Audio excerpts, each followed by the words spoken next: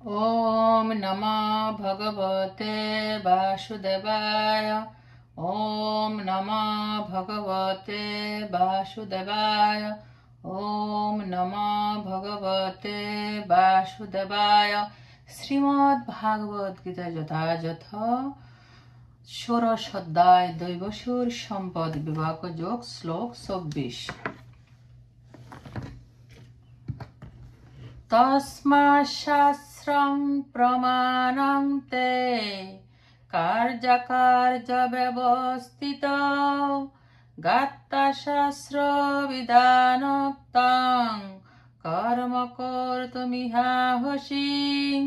তস্মাৎ অথয়ম শাস্ত্রম শাস্ত্র প্রমাণম প্রমাণ তে তোমার কার্য কর্তব্য অকার্য কর্তব্য ব্যবস্থিত নির্ধারণে গাত্তা জেনে শাস্ত্র শাস্ত্রের বিধান বিধান উক্তম কথিত হয়েছে কর্ম কর্ম করতুম করতে ইহ এই অর্হসি যোগ্য হও। অনুবাদ: অতএব কর্তব্য ও অকর্তব্য নির্ধারণের শাস্ত্রই তোমার প্রমাণ। অতএব শাস্ত্রীয় বিধানে কথিত হয়েছে যে কর্ম, তা জেনে তুমি সেই কর্ম করতে যোগ্য হও। তাৎপর্য: পঞ্চদশ অধ্যায়ে বলা হয়েছে সমস্ত বৈদিক বিধি ও নির্দেশের উদ্দেশ্য হচ্ছে শ্রীকৃষ্ণকে জানা। কেউ যদি ভগবত গীতার মাধ্যমে শ্রীকৃষ্ণকে জানতে পেরে কৃষ্ণ ভাবনার অমৃতময় স্তরে অধিষ্ঠিত হয়ে ভগবানের সেবায় নিযুক্ত হন, তখন তিনি বৈদিক শাস্ত্র প্রদত্ত চরম সিদ্ধি স্তরে উপনীত হয়েছেন। শ্রী চৈতন্য মহাপ্রভু পন্থাকে অত্যন্ত সরল করে দিয়ে গেছেন। তিনি মানুষকে কেবল হরে কৃষ্ণ কৃষ্ণ কৃষ্ণ হরে হরে, রাম রাম রাম রাম হরে হরে এই মহামন্ত্র কীর্তন করতে, ভক্তিযুক্ত ভগবত সেবা নিযুক্ত হতে এবং ভগবত প্রসাদ গ্রহণ করতে নির্দেশ দিয়ে গেছেন। যিনি এভাবে ভক্তিমূলক কর্মধারায় প্রত্যক্ষভাবে আত্মনিয়োগ করেছেন, তিনি সমস্ত বৈদিক শাস্ত্রাদি অনুশীলন করেছেন বলে বুঝতে হবে। তিনি সঠিকভাবে বৈদিক সিদ্ধান্ত উপনীত হয়েছেন। অবশ্যই যারা কৃষ্ণ ভাবনার অমৃতময় স্তরে অধিষ্ঠিত হয়ে ভগবানের সেবায় যুক্ত হতে পারেনি, তাদের পক্ষে বৈদিক শাস্ত্রের নির্দেশ অনুসারে কর্তব্য বিচার করে কর্ম করা উচিত। কোন রকম কুতর্ক না করে বৈদিক নির্দেশ অনুসারে কর্ম করে যাওয়া উচিত। তাকেই বলা হয় শাস্ত্রবিধির আচরণ করা। শাস্ত্র হচ্ছে 4টি ত্রুটি থেকে মুক্ত, এবং বদ্ধজীবে যে 4টি ত্রুটি আছে সেগুলো হচ্ছে ভ্রম, প্রমাদ, বিপ্রলিপ্সা ও করুণাপাটক। ভুল করার প্রবণতা, মোহগ্রস্ত হওয়া, প্রবঞ্চনা করার প্রবণতা ও অপূর্ণ ইন্দ্রিয়াদি। এই 4টি প্রধান ত্রুটি থাকার জন্য বদ্ধজীব বিধি নিয়ম রচনার অযোগ্য।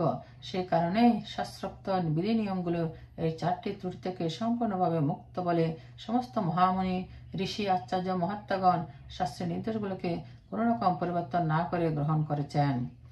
ভারতবর্ষে অনেক আধ্যাত্মিক সম্প্রদায় রয়েছে যেগুলি সাধারণত দুভাগে বিভক্ত, নির্বিশেষবাদী ও সবিশেষবাদী। তারা উভয়ই অবশ্য বৈদিক নির্দেশ অনুসারে জীবনযাপন করেন।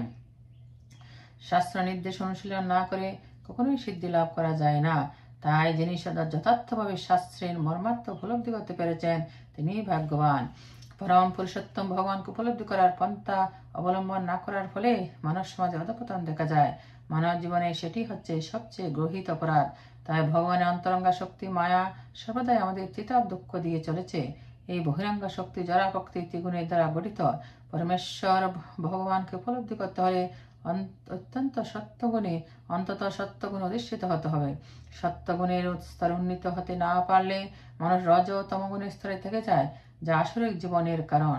যারা রজ ও তমগুণ আচ্ছন্ন হয়ে আছে, তারা শাস্ত্রকে অবজ্ঞা করে, সাধুদের অবজ্ঞা করে এবং পরম পুরুষোত্তম ভগবানকে যথাযথভাবে উপলব্ধি করতে অবজ্ঞা করে। তারা সদ্গুরুকে অমান্য করে এবং তারা শাস্ত্রের নির্দেশের কোন রকম পরোয়া করে না। ভগবত ভক্তির মাহাত্ম্য শ্রবণ করা সত্ত্বেও তারা তার প্রতি আকৃষ্ট হয় না। এভাবে তারা নিজেদের মন করা উন্নতির পন্থা আবিষ্কার করে। এগুলি মানব সমাজের কতগুলি ত্রুটি, যা মানুষকে আসরিক জীবনের পথে পরিচালিত করে। কিন্তু সে যদি সদ্গুরু দ্বারা পরিচালিত হয়ে যথার্থ মঙ্গলের পথ অবলম্বন করে যথার্থ উন্নতি স্তরে উন্নীত হতে পারে, তাহলে তার জীবন সার্থক হয়। ভক্তি বেদান্ত কহে শ্রী গীতার গান, শুনে যদি শুদ্ধ ভক্ত কৃষ্ণগত প্রাণ। ইতি দৈব ও আসরিক প্রকৃতিগুলির পরিচয় বিষয়ক দেবাসুর সম্পদ বিভাগ যোগ নামক শ্রীমদ্ ভগবদ্ গীতার ষোড়শ অধ্যায়ে ভক্তি বেদান্ত তাৎপর্য সমাপ্ত।